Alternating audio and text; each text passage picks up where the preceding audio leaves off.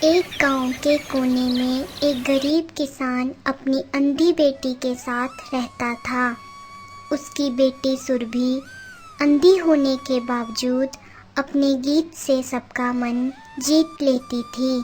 लेकिन एक बात अजीब थी, उसके गीत सुनते ही आसपास का माहौल बदल जाता था। हवा जैसे तेज चलती, पेड़ों के पत्ते खरखराने लगते। मिट्टी का छोटा घर, टूटी हुई चौकी। पत्नी चिंता से अपने पति राघव से पूछती है, राघव, घर में अनाज खत्म हो गया है। अब कल कल हम लोग क्या खाएंगे? अंधी बेटी धीमे स्वर में कहती है, माँ, मैं भूखी नहीं हूँ। पापा को खाना दे दो, वो दिन भर मेहनत करते हैं। बेटी, तू भूखी रहे और मैं खाना खाऊं, ऐसा ऐसा कभी नहीं हो सकता। पत्नी रोते हुए कहती है, हमारी किस्मत ही फूटी हुई है। मेहनत करने पर भी हमारे हाथ खाली रह जाते हैं। शायद शायद यही किस्मत का खेल है। एक गरीब चाहे जितना मेहनत कर ले, पर भाग्य उसका साथ कभी नहीं देता है। गरीबी से टूटा ये परिवार किस्मत से लड़ रहा था। एक दिन किसान खेत में हल चला रहा है, बेटी भी साथ काम कर रही थी। बेटी, तू देख नहीं सकती, फिर भी मेरे साथ काम कर रही है। पापा, आंखें नहीं हैं, पर मैं आपके दुख देख सकती हूँ। जब तक मैं सांस लूंगी, आपके साथ रहूंगी पापा। बेटी, तू ही मेरी ताकत है। एक दिन राजकुमार शिकार पर निकलता है। थक हार उसका घोड़ा एक गांव के पास रुकता है। राजकुमार अपने मंत्री से कहता है, मंत्री जी, कितना अजीब है। इस गांव की हवा में एक अलग सा सुकून है। तभी एक कमजोर सी आवाज सुनाई देती है। सुरभि अपने आंगन में गीत गा रही होती है। यह आवाज इतनी मधुर, जैसे दिल के अंदर उतर गई हो। राजा उस आवाज के पीछे चलता है और पहली बार उस अंधी लड़की को देखता है। राजकुमार अपने मन में सोचता है, यह तो सुंदरता का रूप है, पर आंखें। कौन है? कौन है? कदमों की आहट मैं पहचानती हूँ। आप यहाँ नए हैं। राजकुमार अपनी असलियत छुपाते हुए सुरभि से कहता है, मैं एक मुसाफिर हूँ, बस तुम्हारी आवाज सुनकर रुक गया था। अगले सुबह गांव वाले गुप्तगू बातें करने लगते हैं। क्या तुमने देखा? कल रात में इस किसान के घर के पास कोई लड़का खड़ा था। हाँ, हमने भी देखा, और इसकी बेटी से बातें कर रहा था। कुछ तो बात है। ये सारी बातें राघव सुन लेता है। उसको डर लगता है कि लोग उसकी बेटी के बारे में क्या सोच रहे हैं।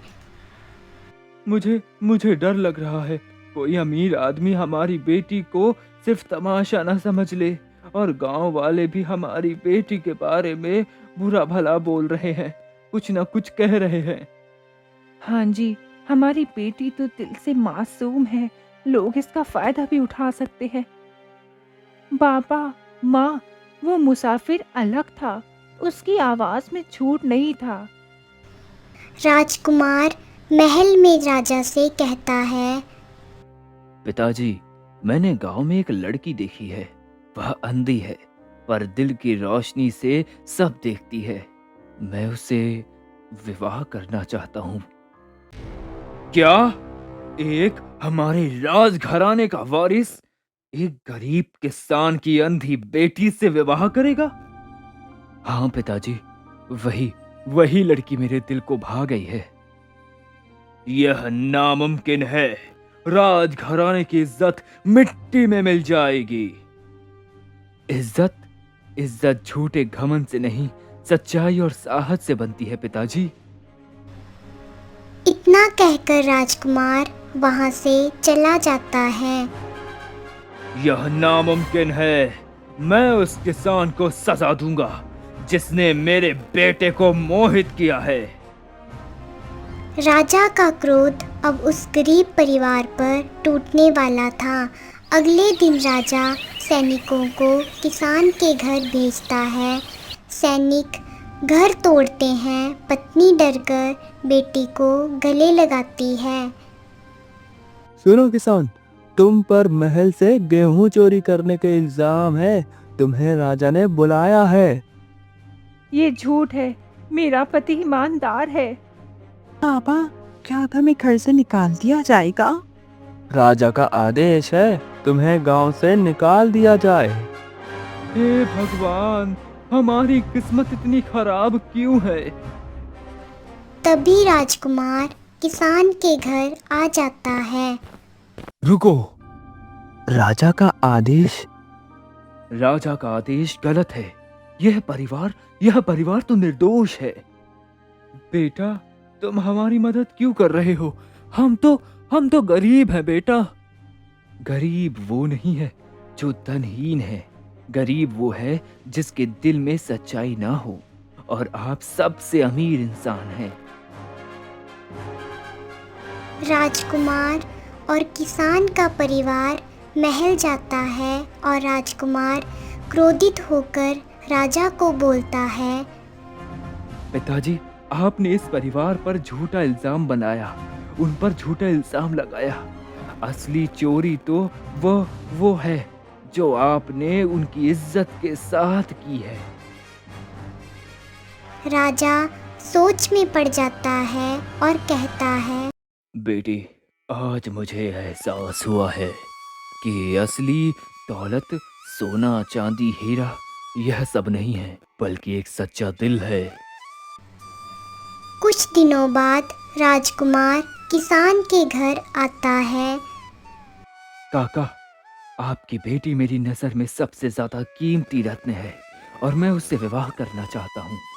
राजकुमार, वो तो अंधी है। महल में उसका क्या होगा?